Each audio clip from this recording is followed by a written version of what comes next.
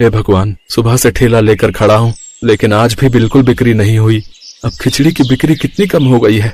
लेकिन वैसे भी आज के जमाने में ये सादा भोजन भला कौन ही खाना चाहेगा। तभी राजू मनोज के पास आकर कहता है, अरे मनोज, अब तो हम ये खिचड़ी घर पर भी बनाकर खा लेते हैं, फिर कोई क्यों तुम्हारे ठेले पर खिचड़ी खाने आएगा। अगर बेचना ही है तो कुछ और बेच लीजिए, नहीं तो इस तरह तंगी में रहकर जीवन काटिएगा। जानता हूँ राजू, लेकिन मेरे पास इतने पैसे भी कहाँ है कि कुछ और काम शुरू करूं। ऊपर से कुछ और आता भी नहीं कि कोई नया काम शुरू कर सकूं।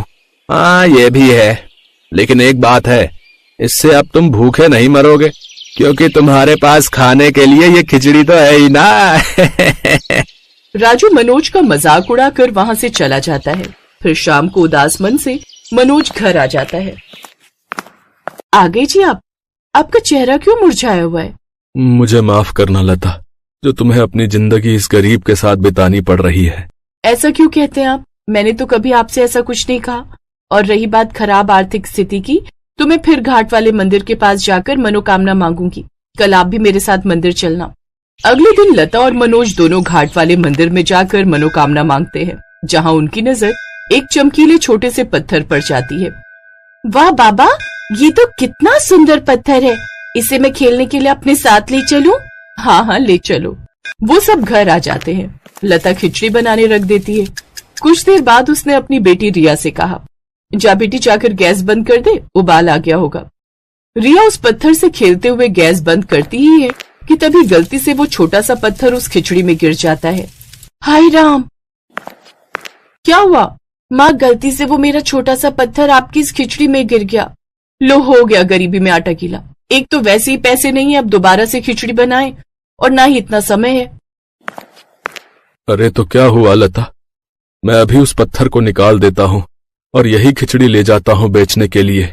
वैसे भी अब कौन सी इतनी खिचड़ी बिकती ही है, अब मैं इसी को ले जा रहा हूँ। मनोज उस खिचड़ी को ठेले पर रखकर निकल पड़ता है। सड़क किनारे ले जाकर बेचने लगता है। उस दिन भी मनोज को खड़े खड़े सुबह से दोपहर हो जाती है, लेकिन उसके पास एक भी ग्राहक नहीं आता। मनोज फिर निराश हो जाता है। फिर कुछ समय बाद एक आदमी उसके पास आता है। अरे भाई साहब, कुछ खाने को है क्या? मुझे बहुत भूख लगी है। हाँ, मेरे पास ये सादा खाना खिचड़ी है, कहो तो लगा दूं। अरे भाई साहब, सादा भोजन तो सबसे उत्तम होता है, ऊपर से भूख भी जोरों की लगी है। अब तो जो भी है बस दे दीजिए। ठीक है, अभी लगाता हूँ। उस आदमी को वो खिचड़ी इतनी अच्छी लगती है कि वो जल्दी जल्दी सारी प्लेट कुछ ही देर में चट कर जाता है। वाह भाई, क्या स्वाद है भाई, ये तो लाजवाब है। इतनी स्वादिष्ट खिचड़ी तो मैंने आज तक नहीं खाई। उस आदमी की बात सुनकर अब आसपास के लोग उसके पास इकट्ठे होने लगे। क्या बात है भाई साहब, ऐसी कौन सी खिचड़ी खिला दी इनको कि ये इतनी खुशी से झूम उठे, जरा हमें भी तो स्वाद चखाओ। तभी मनोज उस औरत के लिए भी खिचड़ी लगाता है। उसका स्वाद चखकर तो वो बहुत खुश होती है। वाह भाई साहब, जो काम बड़े बड़े होटल नहीं कर सकते वो तो आपकी इस खिचड़ी ने कर डाला। सचमुच क्या लाजवाब खिचड़ी बनी है। अब देखते ही देखते उसके पास ग्राहकों की भीड़ लग गई और उसकी सारी खिचड़ी बिक गई। आज कई महीनों बाद उसकी बड़ी ही अच्छी कमाई हुई। वो खुशी खुशी शाम को घर लौटा। क्या बात है जी, आज बड़े खुश नजर आ रहे हो, मुझे भी इस खुशी का कारण बताइए। अरे, तुम्हें मेरी बातों पर यकीन नहीं होगा, इसलिए जाओ और जाकर ठेली पर खिचड़ी का पतीला देखो, तुम खुद समझ जाओगी। लता जाकर जब वो पतीला देखती है तो वो पूरी तरह खाली होता है। हे राम। कहा था ना, तुम्हें ही भरोसा नहीं होगा। अरे वाह, लेकिन ये हुआ कैसे? वही तो मैं सोच रहा हूँ, मसाले तो रोज की तरह ही डाले हैं, फिर आज ये चमत्कार कैसे हुआ? आज तो जो भी ग्राहक खिचड़ी खा रहा था वो खुशी से झूम उठ रहा था। मेरी तो कुछ समझ में नहीं आ रहा कि आज ऐसा क्या हो गया। उसमें तो बाबा बस गलती से मेरा ये पत्थर गिर गया था। आपको पता है, जब मैंने वो पत्थर ध्यान से देखा तो उस पर छोटे अक्षरों में लिखा हुआ है जादुई खिचड़ी। जादुई खिचड़ी? इसका मतलब उस पत्थर से जरूर कोई जादू निकलता होगा, जो खिचड़ी में पड़ते ही वो जादुई खिचड़ी बन जाती है और लोग उसे खाकर इस खिचड़ी के दीवाने हो जाते हैं। ऐसे ही अब रोज होने लगा, लोग उस खिचड़ी को खाकर उसके दीवाने हो जाते। धीरे धीरे उसका काम बहुत अच्छा चलने लगा और अब उसने खुद की दुकान ले ली, जिसका नाम उसने जादुई खिचड़ी की दुकान रखा। उसकी ये दुकान देख सब लोग वहीं पहुंच जाते हैं। एक रोज उसकी दुकान पर राजू आया। वाह मनोज भाई, हैं आप तो कुछ ही समय में बहुत तरक्की कर गए। देखो भाई, अगर कभी मेरे किसी शब्दों का तुम्हें बुरा लगा हो ना तो उसके लिए माफ करना है, लेकिन अब मैं तुमसे कुछ मदद चाहता हूँ, बोलो करोगे? हाँ हाँ बोलो ना राजू, तुम मेरे गांव के हो तो उस हिसाब से हम भाई भाई हुए ना। वो मुझे ना आपसे इस खिचड़ी की रेसिपी जाननी थी ताकि मैं भी ऐसी ही स्वादिष्ट खिचड़ी बना सकूं। बोलो सिखाओगे? हाँ राजू, इसमें कौन सी बड़ी बात है, मैं अभी तुम्हें सिखाता हूँ। मनोज राजू को उस चमकीले पत्थर का राज छोड़ बाकी सारी रेसिपी और मसाले बता देता है। कुछ दिन बाद एक रोज जब मनोज अपनी दुकान पर आता है तो देखता है कि राजू ने ठीक उसकी दुकान के सामने एक नई खिचड़ी की दुकान खोल दी है और उससे कम दाम में बेचने लगा। उसकी दुकान देख मनोज उसके पास आया। अरे राजू, तुमने भी खिचड़ी की दुकान खोल ली, वो भी मेरी ही दुकान के आगे। खैर कोई बात नहीं, सबकी खूब बरकत हो, मैं तो बस यही चाहता हूँ। हाँ हाँ वो तो है। आया बड़ा अच्छे से जानता हूँ, अंदर ही अंदर जल रहा होगा। कुछ देर बाद ग्राहक आने शुरू हो जाते हैं और नई दुकान देखकर वो राजू की खिचड़ी टेस्ट करने का सोचते हैं, लेकिन जैसे ही वो उसकी बनी हुई खिचड़ी खाते हैं तो कहते हैं, क्या यार, बेकार ही 30 रुपए गवा दिए, ये तो बिल्कुल घर जैसी खिचड़ी है, कुछ भी स्वाद नहीं है। चलिए हम मनोज भाई साहब की दुकान से खरीद कर ही खा लेते हैं। लेकिन ऐसा कैसे हो सकता है, मैंने तो पूरी तरह उसी विधि से बनाई थी जिस विधि से मनोज ने बताई थी। अच्छा, तो तुमने उन्हीं से विधि जानकर अब उन्हीं से विश्वासघात कर दिया, ये तुमने ठीक नहीं किया बे। अबे जा। अब राजू मनोज पर नजर रखना शुरू कर देता है। वो खिड़की से झांकते हुए उसे वो पत्थर डालते हुए देख लेता है और वो चुपके से उस पत्थर को चुराने आता है, लेकिन उस पत्थर से उसके ही सर पर वार होने लगता है और उसके चिल्लाने की आवाज सुनकर मनोज और लता वहां आते हैं। अच्छा, तो तुम ये जादुई खिचड़ी वाला पत्थर चुराने आए हो। मुझे माफ कर दो, मुझसे गलती हो गई, अब से मैं ये काम ही बंद कर दूंगा। मनोज और लता ने उसे माफ कर दिया। राजू ने अपना खिचड़ी का काम बंद कर दिया और अब मनोज और लता अपनी जादुई खिचड़ी बेचने लगे, जिससे उन्हें खूब कमाई होने लगी। सुबह से रेखा 3 बार हलवा बनाकर देख चुकी थी, पर हलवा फिर भी परफेक्ट नहीं बन रहा था। रेखा गुस्से से झुंझला गई। क्या मम्मी, ये हलवा वलवा मेरे से नहीं बनेगा, मैं नहीं बना रही। सुबह से 3 बार कोशिश कर चुकी हूँ, कभी चीनी कम हो जाती है, कभी घी कम रह जाता है, अब देखो कैसा पतला पानी बन गया है। रेखा, पिछले 1 हफ्ते से तुझे सिखा रही हूँ, पर जब भी सामग्री नापने लगती हो तेरा ध्यान पता नहीं कहाँ चला जाता है। सोशल मीडिया में देखकर भी तू नहीं सीख पाई। अब तो लगता है कि तू शादी होकर जाए तो हलवा किसी जादू से बन जाए, वरना तेरी सास तो मुझे ही ताने सुनाएगी कि बेटी को कुछ सिखा कर नहीं भेजा। मम्मी, काश तुम्हारी बात सच हो जाए और मुझे कोई ऐसी तरकीब मिल जाए कि जादू से हलवा बन जाए। ऐसे जादू से सब कुछ बनने लगता ना तो आज तुम्हारी माँ रसोई में पूरा दिन जादू से ही खाना बना रही होती। ये सब किस्से कहानियों में ही होता है कि जादू से हलवा बन जाए, सच में ऐसा कभी नहीं होता। पर रेखा के मन में ये बात घर कर गई। 15 दिन बाद उसकी शादी थी और उसकी सास ने पहले ही कह दिया था कि उनके यहाँ नई बहू के हाथ से सबसे पहले हलवा ही बनवाते हैं। रेखा अब इसी सोच में पड़ गई कि काश वो भी जादू से हलवा बना ले। सर्दियों के दिन थे। एक दिन रेखा बाजार से शादी की शॉपिंग करके आ रही थी। वो अपनी मम्मी से बोली, मम्मी, घर का सारा काम हो गया है, आप इसी रिक्शा पर ये थैलियां लेकर घर चलो, मैं जरा शीतल के घर होकर आती हूँ।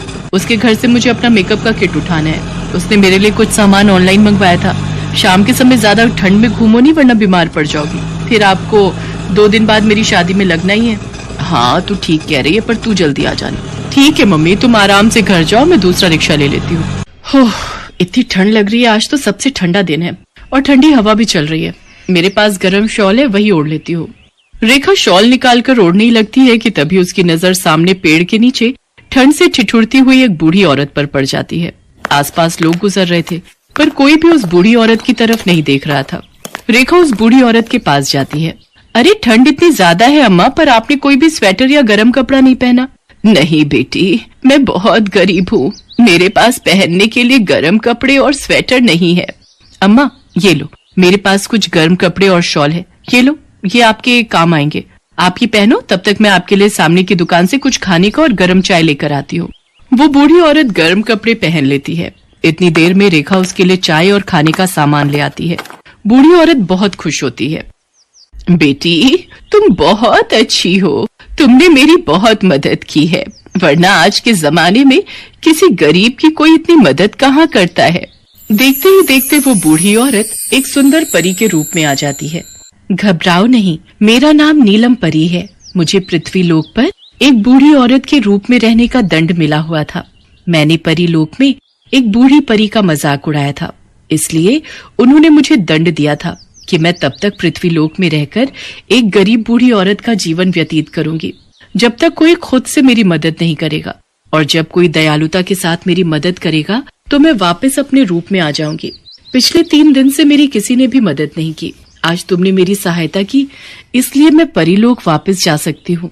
जाने से पहले मैं तुम्हें कुछ देना चाहती हूँ। मांगो, तुम मुझसे क्या मांगती हो? नीलम परी, मेरी तो अभी एक ही दुविधा है। 2 दिन बाद मेरी शादी है और मुझे हलवा बनाना नहीं आता। आपके पास कोई उपाय है जिससे जादुई हलवा बन जाए और मेरी ससुराल में प्रशंसा हो? अच्छा, तो ये बात है। रुको। नीलम परी हवा में छड़ी घुमाती है। ये लो, ये जादुई चीनी है। जब भी तुम हलवा बनाओगी तो इसी चीनी का उपयोग करना। ये चीनी मिलाते ही स्वादिष्ट हलवा बनकर तैयार हो जाएगा। आपका बहुत बहुत शुक्रिया नीलम परी, आपने बहुत बड़ी मुश्किल हल कर दी। नीलम परी से चीनी लेकर रेखा घर जाती है और चुपचाप उस चीनी की पोटली को अपनी अटैची में रख लेती है। 2 दिन बाद धूमधाम से रेखा की शादी विनय नाम के लड़के से हो जाती है। देखो रेखा बहू, तुम्हारी जेठानी वर्षा ने पहली बार बहुत ही स्वादिष्ट हलवा बनाया था। तब वर्षा ने हम सबका दिल जीत लिया था। आज तुम्हें भी सब मेहमानों के लिए स्वादिष्ट हलवा बनाना है। नीलम परी की दी हुई चीनी से हलवा बना लेती हूँ। जादुई हलवा खाकर ये सब मेरी तारीफों के पुल बांध देंगे। और ऐसा ही हुआ। रेखा ने नीलम परी की दी हुई चीनी जैसे ही मिलाई, हलवा तैयार हो गया। हलवा खाकर सबने रेखा की बहुत तारीफ की। आखिर जादुई हलवा बना ही बहुत स्वादिष्ट था। रेखा की तारीफें सुनते देख उसकी जेठानी जल भुन रही थी। सुनो जी, हलवा तो हमारी छोटी बहू ने बड़ी बहू से भी ज्यादा बढ़िया बनाया है। अब बहू को शगुन के रुपए देने चाहिए। हाँ रेखा बहू, हलवा वाकई में बहुत स्वादिष्ट बना है। सभी मेहमानों ने तुम्हारे हाथ के बने हलवे की बहुत तारीफ की। रेखा बहू, कल घर में महापूजा है और मैं चाहती हूँ कि हलवा तुम ही बनाओ। बड़ी बहू पूरी सब्जी बना लेगी। तुम्हारी शादी के बाद कुलगुरु घर में पहली बार आ रहे हैं, तो अच्छे से उनका स्वागत होना चाहिए। और हमारे घर के रीति रिवाजों के अनुसार कुलगुरु को हम भोजन में सबसे पहले नई बहू के हाथ का हलवा ही खिलाते हैं। ठीक है माँ जी, मैं बना लूंगी। रेखा अपनी अटैची में से चीनी की पोटली निकाल रही थी, तभी उसकी जेठानी उसे देख लेती है। ये चीनी तो मेरे लिए बहुत लकी है। अगर ये चीनी ना हो तो मैं स्वादिष्ट हलवा बना ही ना पाऊं। वैसे मैं इस पोटली में से जितनी चीनी निकालती हूँ उतनी बढ़ जाती है। ये बहुत अच्छी बात है। ये सब नीलम परी के जादू का कमाल है। अच्छा, तो ये बात है।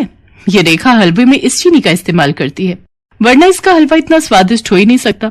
मैं भी देखती हूँ अब ये कल हलवा कैसे बनाती है। अगले दिन रेखा पूजा के लिए हलवा बनाने लगती है, पर जैसे ही वो अटैची देखती है, चीनी की पोटली गायब थी। वो परेशान हो जाती है। रेखा रोने लगती है। उसे कुछ समझ नहीं आ रहा था, पर उसे हलवा बनाना भी जरूरी था क्योंकि उसकी सास उसे बार बार आवाज लगा रही थी। रेखा को हलवा बनाने की आदत पड़ गई थी। वो अपनी समझ से सारी सामग्री डालकर हलवा बनाती है। कुलगुरु हलवे की बहुत तारीफ करते हैं। ये देखकर रेखा अचंभित हो जाती है। मैंने तो इस बार हलवे में नीलम परी की दी हुई चीनी डाली ही नहीं थी, फिर भी मेरे हाथ का हलवा इतना स्वादिष्ट बना था। ये कैसे हो सकता है? मैंने तो चीनी की पोटली छुपा दी थी, फिर रेखा ने हलवा पहले जैसा स्वादिष्ट कैसे बना लिया? तभी रेखा के सामने नीलम परी प्रकट होती है। रेखा, चिंता करने की कोई बात नहीं है। तुम्हारी जेठानी वर्षा ने चीनी की पोटली छुपा दी थी, पर तुम्हें ये ज्ञात ही नहीं कि तुमने बार बार हलवा बनाने का अभ्यास किया और तुम खुद से ही स्वादिष्ट हलवा बनाने लगी। व्यक्ति जब किसी चीज का अभ्यास करता है तो वह उस कार्य में निपुण हो जाता है। जैसे आज तुम हलवा बनाने में हो चुकी हो। अब तुम्हें मेरी दी हुई जादुई चीनी की कोई जरूरत नहीं है। नीलम परी की बातें सुनकर रेखा बहुत खुश होती है और उसकी जेठानी अपना समूह लेकर वहाँ से चली जाती है।